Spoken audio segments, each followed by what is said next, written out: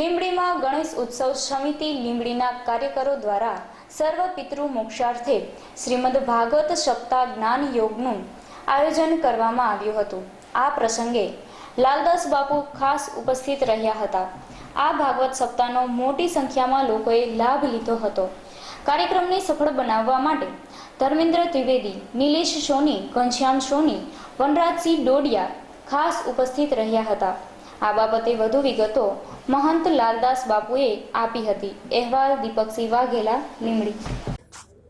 એનું મહત્વ એટલે છે કે આપણી ભારતીય સંસ્કૃતિમાં ભાગવત એ ભગવાનનું વાંગમય સ્વરૂપ છે, શ્રી કૃષ્ણ પરમાત્માનો શબ્દદેહ છે। એના ઉપાસનાથી 7 દિવસની પિતૃઓનો 100% મોક્ષ થાય છે।